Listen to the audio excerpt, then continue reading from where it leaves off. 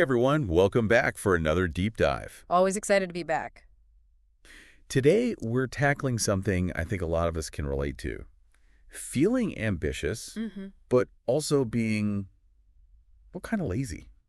Oh, yeah. You know that thing where you have these big goals, Mm-hmm. but then when it's time to actually do the work, Yeah. suddenly Netflix seems very appealing. It's so real. And to help us break this down, we're actually looking at a pretty interesting source today. Oh. A transcript from the Speak English with Class YouTube channel. Interesting. Now, you might be thinking, Speak English with Class. What does it have to do with ambition and laziness? Right. Well, it turns out they have some really insightful tips on overcoming this very problem. I'm intrigued. And we're going to translate those into actionable steps. Perfect. So we're going to be a little more productive. I love it. So to start us off, why do you think we experience this disconnect? This ambition, but also this tendency towards laziness? Well, I think it's a combination of things. But one key factor is that our brains are wired to love big dreams. We get a rush of dopamine just from picturing ourselves achieving those goals. Oh, that makes sense. But the actual effort, the nitty-gritty work required to get there, Yeah. that's where our brains kind of balk. Like a disconnect between the dream and the doing. Exactly. It's like that feeling when you commit to running a marathon. Oh, God. With zero training. You just collapse. You'd probably talk yourself out of it before even lacing up your shoes. Right. And that's because the gap between where you are now and that finish line feels enormous. So overwhelming. Exactly. And that overwhelm leads to avoidance. Okay, so we have this kind of built-in system that's working against us. It seems that way. But luckily, the Speak English with Class podcast offers some really clever tricks to outsmart our own brains. Okay, let's hear them. So the first one is called the past tense to-do list. The past tense to-do list. I know it sounds a little strange. Yeah. But they suggest that instead of writing down what you need to do, you write about your day as if you already did it. So instead of go to the gym, It's the exact thing. hey, to the gym. You got it. Yeah. So tell me, what do you think is the psychology behind this? Why would that work? Well, I think traditional to-do lists can actually increase our anxiety Oh, how so? because they're constantly reminding us of what we haven't done yet. It's like a guilt trip.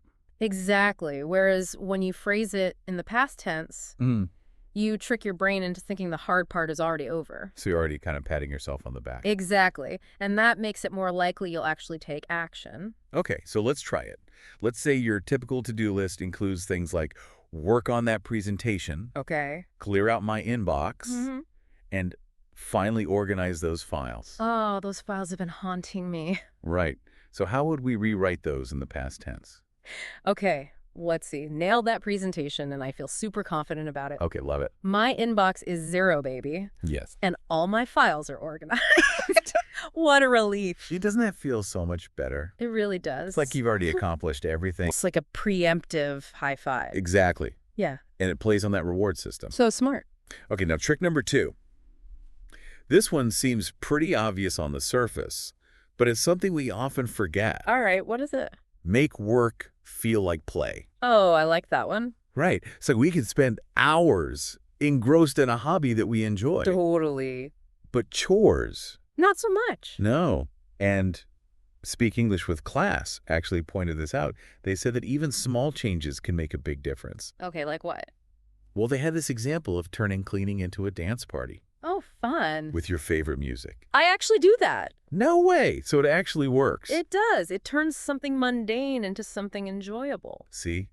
And think about it. Yeah. Have you ever noticed how much more focused you are when you're listening to music you enjoy while working? Oh, absolutely. It creates such a positive and engaging atmosphere. And it makes those less than thrilling tasks more bearable. Way more. You could even change your environment. Oh, interesting. Like if you're always stuck at your desk, maybe try working from a coffee shop. Oh, I love that.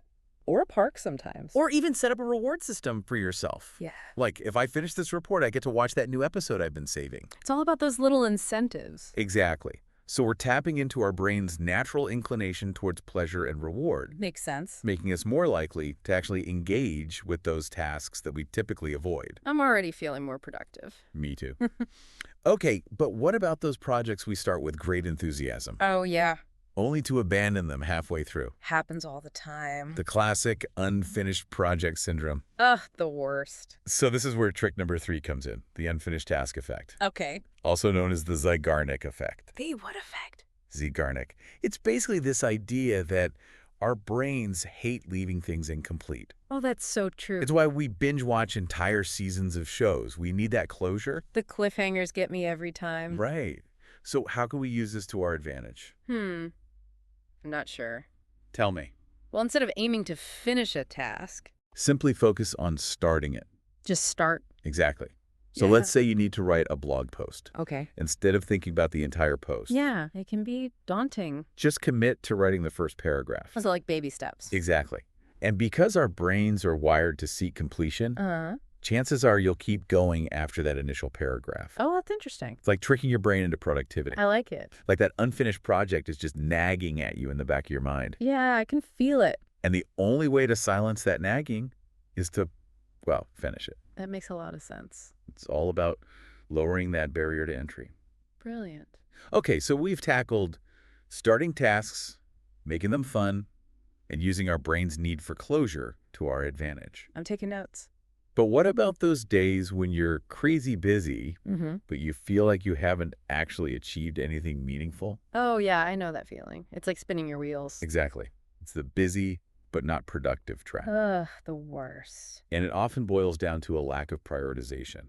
Okay. We're doing a lot, but are we doing the right things? That's the question, isn't it? And this is where trick number 4 comes in, the Eisenhower Matrix. Okay. I've heard of this, but never really understood how to use it. So how does it work? It's actually pretty simple. It's a visual tool that helps you categorize your tasks Okay. based on 2 factors, urgency and importance. Got it.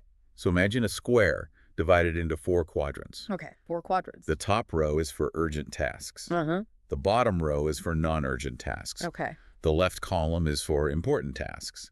And the right column is for unimportant tasks. So urgent and important. Important, but not urgent. Got it. Exactly. Now, the key here is to focus most of your energy on those tasks that are important, Okay. but not urgent. Important, but not urgent. These are the things that will truly move the needle towards your goals, I see. but they often get neglected Why is that? because they lack that immediate deadline.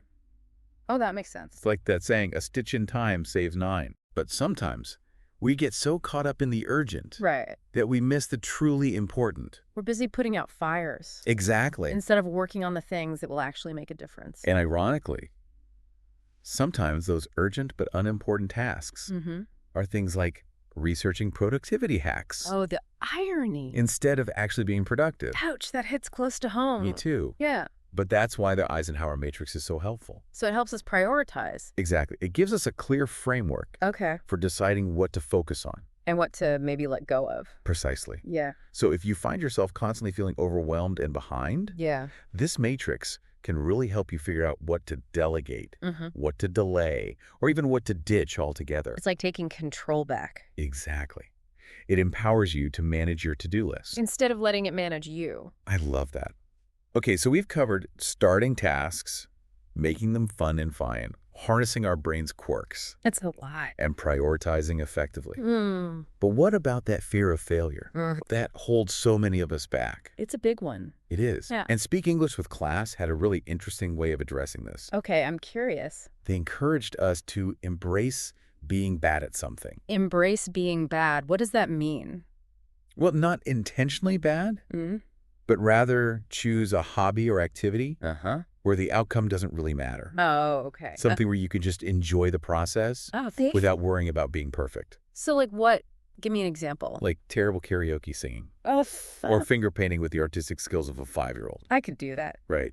The point is to take the pressure off yourself Yeah. and just allow yourself to experiment, explore, have fun. Without judgment. Exactly. The Speak English with Class hosts actually use this phrase, chaotic cookies, It's like cookies. to describe this idea of embracing imperfection. I kind of love that. Right. Because when we're so focused on being good, Yeah, we often get paralyzed by the fear of messing up. it's true. And then Oh. we don't even try. Exactly. And we miss out on the joy of just trying. And the learning that comes with it. Absolutely. Mm. Because that's where real growth happens. Mm-hmm. When we step outside of our comfort zones and allow ourselves to be beginners, I like that, being a beginner. to learn and experiment without the weight of expectations. It's freeing. It is. Okay, so we've covered a lot of ground here. We have. Starting tasks, making them enjoyable, prioritizing effectively, and even embracing imperfection. A lot of good stuff. But how do we make these changes stick for the long haul? Yeah, that's the real challenge, isn't it? It is. Yeah. How do we become consistently productive, not just for a day or a week, but for the long term? That's the million-dollar question. And luckily, Speak English with Class has one funnel trick up their sleeve I'm ready for it. to help us answer it. Let's hear it. It's all about thinking like your future self. Thinking like my future self. I know it sounds a little out there, but stay with me. Okay. So instead of asking yourself, what should I do right now? Ask, what would my future self do? Okay. So for example, instead of hitting snooze, Oh, that's a tough one. you'd ask yourself, would the fitter, healthier version of me choose to sleep in? Oh, I see. Or get those endorphins flowing? So I'm thinking about my future self's goal. Exactly. And by tapping into that mindset, Mm-hmm. you're aligning your present actions with your long-term goals. It's like bridging the gap. Exactly. It's like giving your future self a voice in your current decisions. That's a cool way to think about it. And the more you do this, the more it becomes a habit. So it's like a self-fulfilling prophecy. You got it. You're acting as if you've already achieved those goals. Yeah. And that, in turn, helps you actually achieve them. Because you're making choices that support that future vision. Exactly. It's pretty powerful stuff. It really is. So instead of waiting for some magical moment in the future Yeah. to become productive, successful, whatever it is we're striving for, we can start acting that way now. So we're taking ownership. Exactly. Yeah. It's not about, I have to, It's about, I choose to. because my future self would thank me for it. Love that. Me too. Okay, so before we wrap up, let's take a moment to recap all 6 of these brilliant tricks from the Speak English with Class podcast. Good idea. We've covered a lot of ground. A lot. We started with the past tense to-do list. Where we trick our brains Exactly. And to thinking we've already accomplished our tasks. by writing about them in the past tense. Love it. Then we explored the power of making work feel like play Making it fun. by injecting enjoyment into those otherwise mundane activities. Yes. Then we harnessed our brain's natural need for closure through the Zeigarnik effect. That one was a mind bender. Right. Focusing on starting tasks. Instead of getting overwhelmed by finishing. Exactly. We also talked about the Eisenhower Matrix, Or prioritizing. which provides a practical framework for deciding what truly deserves our attention. It's all about focus. And then we even learned to embrace being bad at things, That was my favorite. freeing ourselves from the fear of failure, and unlocking our potential for growth. And exploration. Absolutely. Yeah. And finally, we discovered the power of thinking like our future self, So powerful. aligning our present actions with our long-term goals. It's like a roadmap. It is. And I think these 6 tricks offer a fantastic foundation Agreed. for becoming more productive, more motivated, and ultimately more successful in achieving our goals. It's all about working with our brains, Not against them. right? Understanding how our minds work. And then using that knowledge to our advantage I love that. and making productivity feel easier, not harder, by incorporating strategies that tap into our natural inclinations and motivations. It's like we've been given a cheat sheet for our own minds. And the best part is these tricks are so adaptable. Totally. You can apply them to any area of your life, Right. whether it's work, personal projects, or even just everyday tasks. It's about mindset. Exactly. So no matter what your goals are or where you are in your journey, Yeah, these strategies can help you make progress. they really can. Honestly, this deep dive has been eye-opening for me. Me too. I feel like I have a whole new toolkit For real. for tackling my to-do list and actually achieving those big dreams. It's all about having the right tools. So before we sign off, Okay. what's one small change our listeners can make today based on what we've discussed?